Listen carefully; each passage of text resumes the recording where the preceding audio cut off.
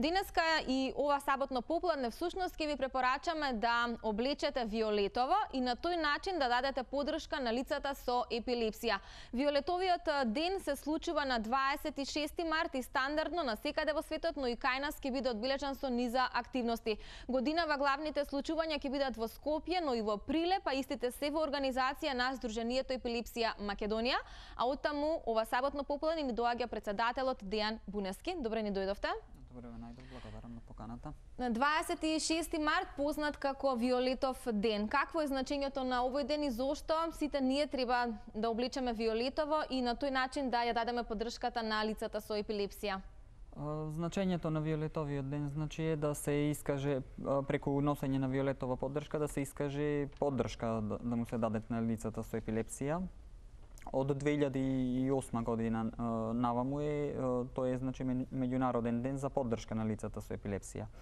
Во 2008 во Нова Шкотска во Канада Касиди Меган, тогаш 9-годишно девојче, сакало да го скрени вниманието за ова невролошко нарушување и да ја даде поддршката. А виолетовата боја значи е избрана како боја заради што е меѓународна пропишана боја за епилепсијата, односно виолетовата боја или бојата на лавандата.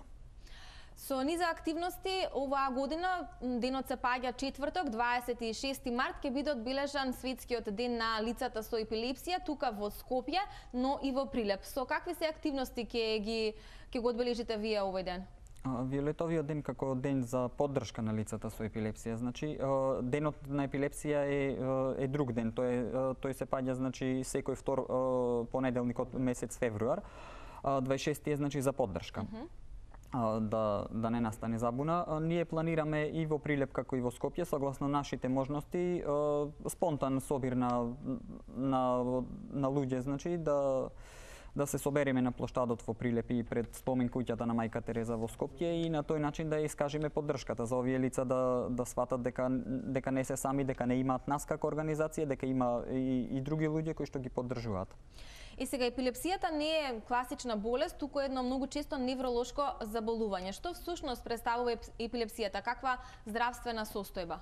Да, токму така. Епилепсијата значи не може да се вброи како болест, таа е едно од најчестите хронични невролошки нарушувања. Се манифестира со низа епилептични напади.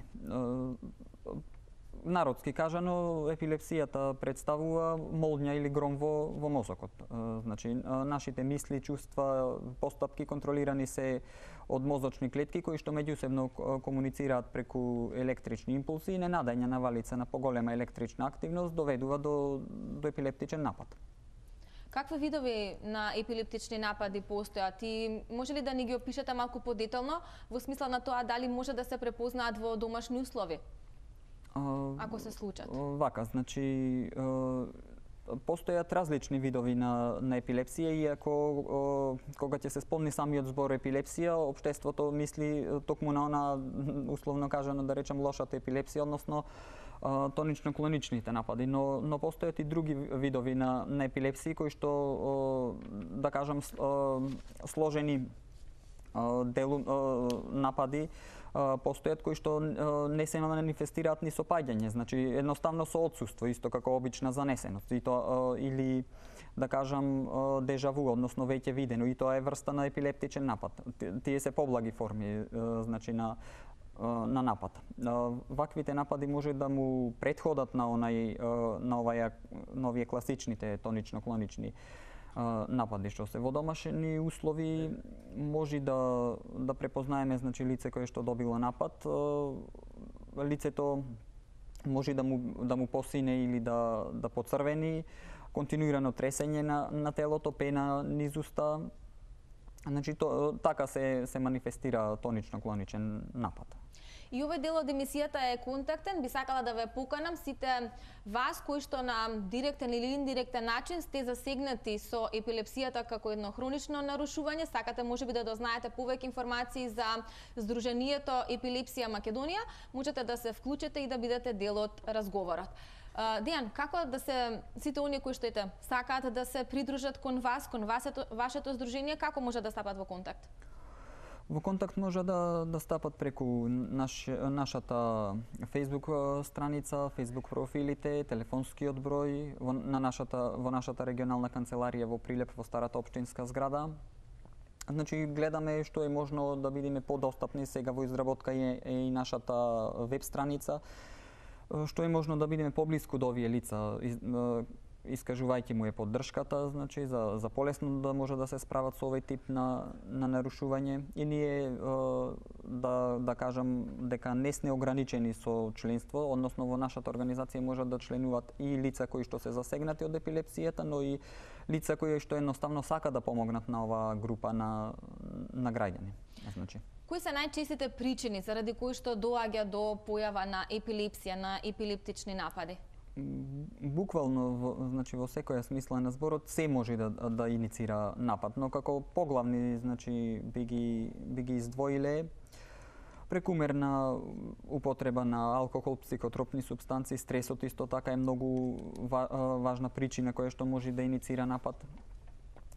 Потоа трепкавите светла во дискотеките, повреда при пат, значи и пат од велосипед или и пешки додека се движи лицето доколку би паднало, може тој пат значи да иницира напад. Значи никој не е имун на добивање на епилептичен напад. Кога веќе споменавте дека никој не е имун, вие нагласувате, односно велите дека никој не е безбеден од нападот на епилепсија, односно сите се потенцијални носители. Зошто? Дали токму од овие причини кои што ги набројавте, заради тоа што сите некако живееме во некој стресно секојдневие, неправилен начин на живење, на исхрана, многу мала физичка активност и така натака. Дали тоа се всушност ред причинители кои што може да доведат до појава на тие епилептични напади и баш заради тоа никој не е имун, како што велите? Да, точно заради тоа. Значи изголемениот број на сообраќајни несреќи исто така доведува до зголемување на бројот на лица со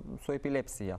Стресот, како што напоменав, исто така недоволниот сон, неправилен начин на исхрана, потоа зголемено присуство пред компјутерите или пред телевизорите исто така може да доведе до појава на напади, и заради тоа значи се доведуваме до едно зголемување на лицата со епилепсија во поново време. Дејан, имаме некого на линија, да го вклучиме. Добар ви ден. Ало, добар ден. Добар ден, повелете. Ве поздравувам и вас и гостинот.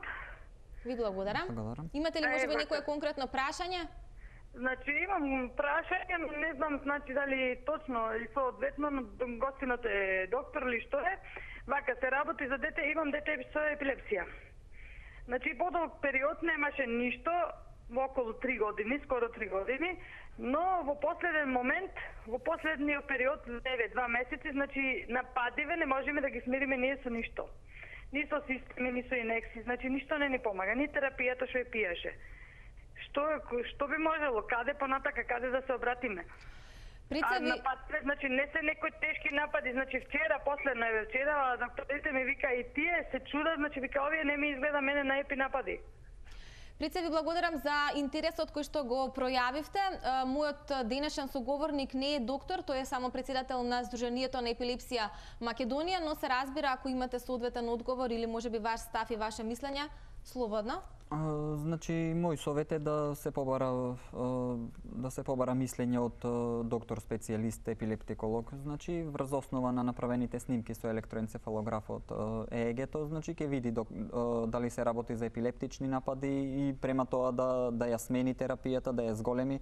Факт е дека кај децата и самиот мозок исто како и телото се расте, значи се развива, па према тоа и потребна е промена на терапијата или зголемување. Значи имаме здрави деца, да кажам деца кои што нападите ги има ставено под контрола, но со самото нивно растење расте и терапијата иако немаат напади.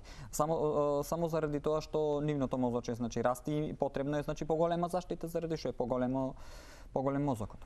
Добро, ова е всушност една одлична покана за нашата гледачка да се придружи во вашето здружение, бидејќи на било кој начин нели можете да помогнете. Така, значи, ние функционираме на ниво на Република Македонија, па независно од кој дел на Македонија потекнуваат, значи, лицата можат да ни се придружат во нашата организација. Дејан, се вели дека лицата со епилепсија најчесто се раѓаат како здрави, а подоцна во текот на животот ги добиваат тие епилептични напади. Во кој период од животот најчесто се случува? Има ли некој критичен период, значи критични години, ако можам така да кажам, кога може да дојдат до тие епилептични напади? Или сепак зависи од нешто друго?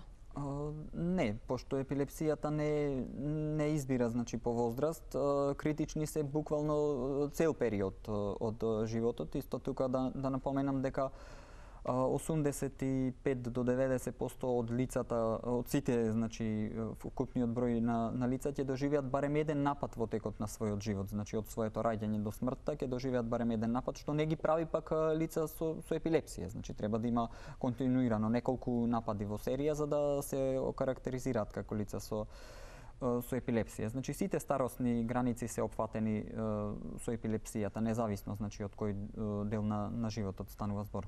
Се случува ли веднаш по раѓањето детето да има епилепсија или се смета ли оваа болест, ова хронично нарушување за наследно?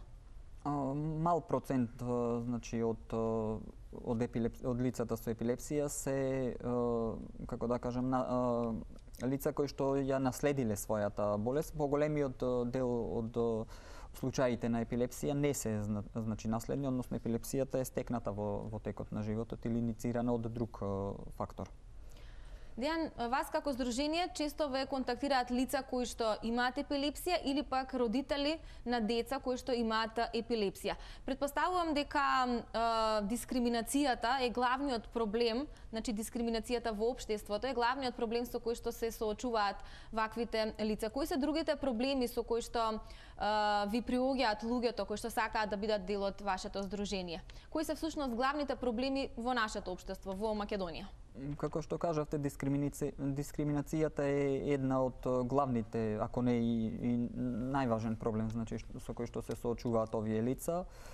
Одреден број на лица имаат неможност при набавка на одредени антиепилептици лекарства. Значи, други лица не можат, значи, да соодветна терапија, соодветен медицински третман да добијат, заради што овие лица се уште не се броени како инвалидни лица, па имаат ограничени можности при вработување, према тоа пак, значи, не можат да бидат вработувани, према тоа не можат да остваруваат екзистенција, немаат средства за да ја платат потребната терапија и тука малку е контрадикторно. Значи, околу тоа прашање ние како организација, значи, можеме да му излеземе исто во престрет, па се надеваме дека ќе наидеме на разбирање во институциите. Исто така специфична дискутабилна тема се децата на училиште, значи децата кои што имаат епилепсија. Што би ги советувале родителите, пред се родители на деца кои што имаат епилепсија, значи во врска со децата со ученици, како тие треба да се однесуваат со нив, кога ќе се случи тој епилептичен напад за време на тие училишни денови? Имаме ние случаеви, значи, во нашата организација, кај што деца во училишна возраст, значи, родителите ги кријат и од професорите и од соучениците, значи, не кажуваат дека страдаат од ова невролошко нарушување, но тоа доведува до поголеми компликации, до поголеми проблеми. Значи, што ако тоа дете доживее напад на час, доколку знаат професорите и соучениците дека страдат од ова нарушување. Може да се помогне на овој начин? Да, може да му се помогне, но кога не очекува, значи е стварно шок и за наставникот и за соучениците. Колку е тоа често, се случува ли тоа често кај нас во Македонија? Што вели вашето искуство од луѓето кои што се дел од вашето здружение? Се соочуваат ли тие често со овие проблеми во училишните клупи? Од страна на дискриминација претежно, значи, се соочуваат и заради тоа и принудени се да кријаат за своето дете, што не е, значи, не е во ред. Но факт е дека и професорите, исто како и соучениците и во основните и во средните училишта, да кажам, ги дискриминираат овие лица, значи професорите не можат да се справат со такви деца, не знаат како да постапат, па со учениците мислат дека тоа е некоја из некаква болест заразна или било како, не сакат да се дружат со таквите деца, што апсолутно не е во ред.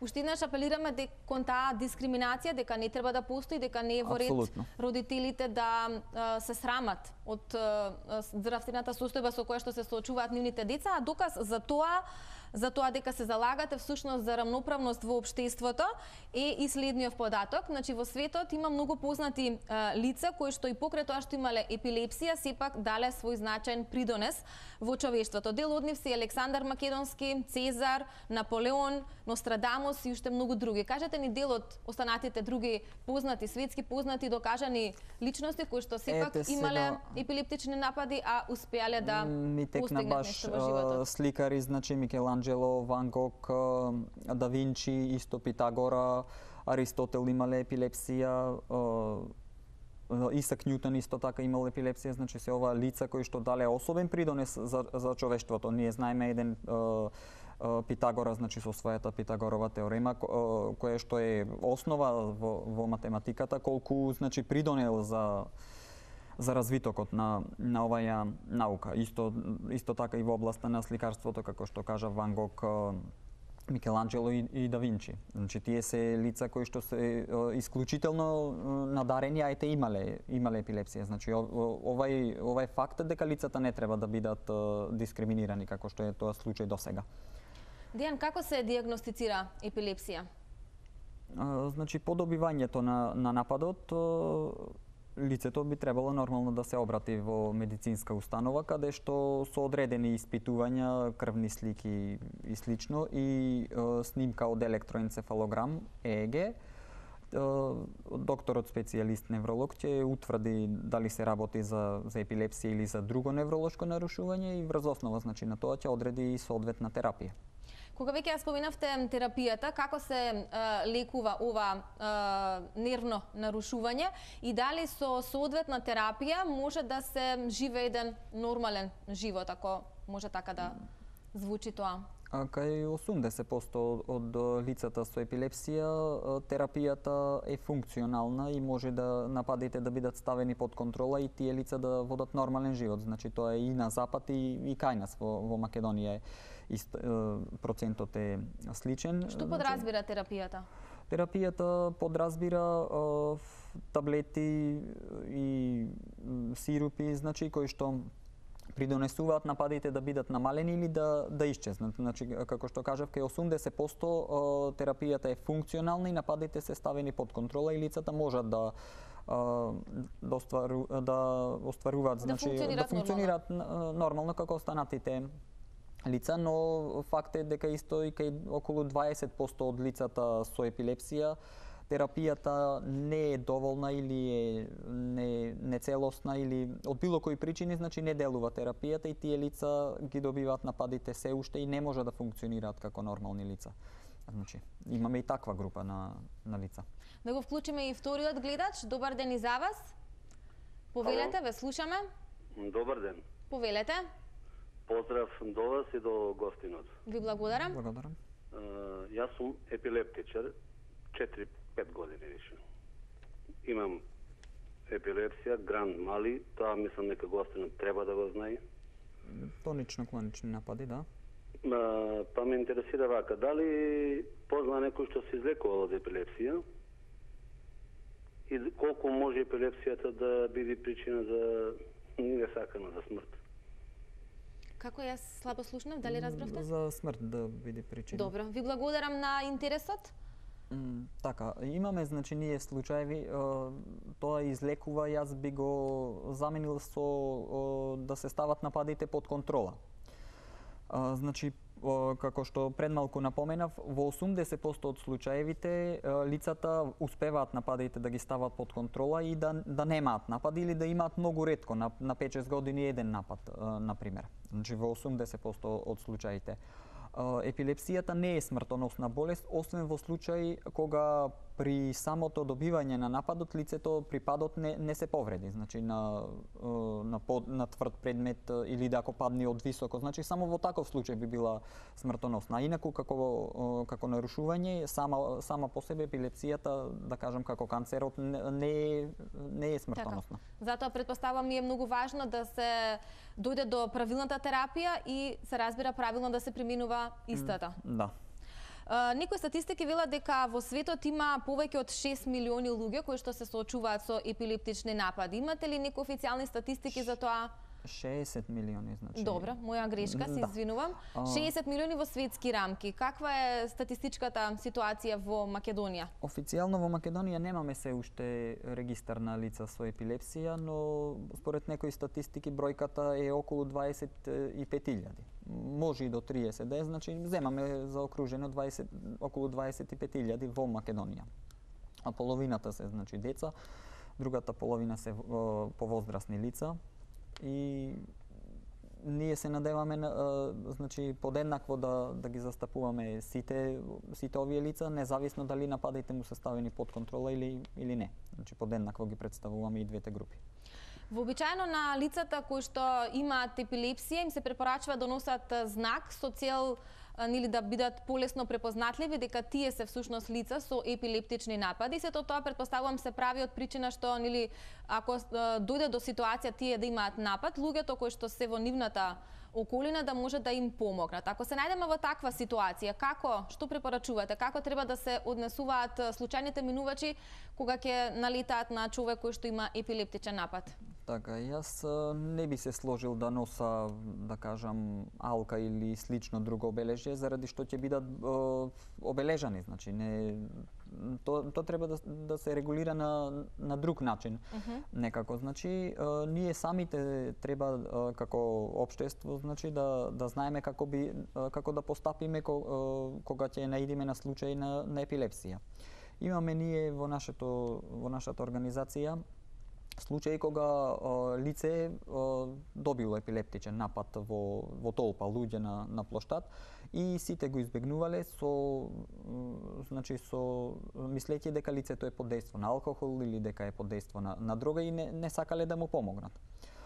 Значи, лицата кои што ќе добијат напад не бараат некој посебен третман, да кажам, или посебна помош. Доволно е, значи, до околните тврди предмети да се отстранат, за да не би се повредило при самиот пат или при самото тресење, значи, на телото. Доколку носи постегната облека да се раскопча, да се стави нешто меко под главата и да се заврати бочно за да не би се повратил, за да не се голтне јазикот. Значи тоа е прва помош која би му се дала на лицето и да се забележи време траењето на самиот напад. Вообичаено колку траат или тоа е индивидуално? Во зависност од нападите траат од неколку секунди до 2 до 3 минути. Значи се што е над ова е веќе покритична, да речам, фаза на напади и мора да интервенира медицински тим на брза помош или слично. Додека во другиве случаи не ни мора, значи лицата се знаат дека имаат епилепсија, ќе го добијат нападот, по завршувањето на нападот лицето може да стане да се замени исто како ништо да не се случило. Ништо да не се случило. Ако имаме уште некој на линија да го вклучиме, добар ден, повелете. Добар ден, поздрав до вас и до гостинот. Ви благодарам. Епилепсија е болест на надарените, на гениалните луѓе. А би сакала само да прашам дали оној што боледува од епиболест може да има потомство. Може да има што? Деца. Деца. Одлично прашање, ви благодарам. Што би кажале вие, Дејан Нова? Нема никаква причина, значи, да лицата со епилепсија да немаат потомство, како што напоменав, епилепсијата не е ниту наследна болест, значи, односно веројатноста лице, двајца родители со епилепсија, например, да има и детето да има епилепсија, веројатноста е само 3% поголема него кај двајца здрави родители, што значи не е пречка епилепсијата да би имале здраво поколение. Имаме ние, значи, во нашето здружение членови кои што се со епилепсија од помали, да речам, години. веќе имаат оформено семејство, здрави деца. Значи, тоа е факт дека епилепсијата не е наследна и дека може да имаме здрави поколенија. Дејан, од кога постоите како здружение и освен одбележувањето на Виолетовиот ден, кои се останатите активности кои што ги имате во текот на една цела работна година? Постоиме од 2013 година. Дел од нашите активности се пред се охрабрувачки стредби со лицата со епилепсија, одржување на трибини и друг вид на настани за будење на јавната свест и доближување на граѓаните со ова невролошко нарушување, значи запознавање на лицата одблиско да го запознаат ова нарушување. Пред крај да ги поканеме уште еднаш нашите гледачи, сите оние кои што ова саботно попладне беа на фреквенцијата на Телма во четврток, 26 март во Скопје и во Прилеп, да дојдат и заедно да се одбележи овој ден, односно да им дадеме поддршка на лицата со епилепсија, да обличаме Виолетова. Виолетово, да, значи настанот почнува во 11 часот на градскиот плоштад Методи Андоновченто во Прилеп, во 17:30 пред спомен куќата на Мајка Тереза во Скопје, значи. Поддршка ни е добре дојдена од секого. Дејан, ви благодарам за гостувањето. Се разбира, се гледаме во четврток заедно да дадеме поддршка на лицата со епилепсија. Ви благодарам и јас на поканата. Следниве неколку минути Неда ќе ви ги представи филмовите блокбастери кои што ќе можете вечерва и утре вечер да ги погледнете на Телма.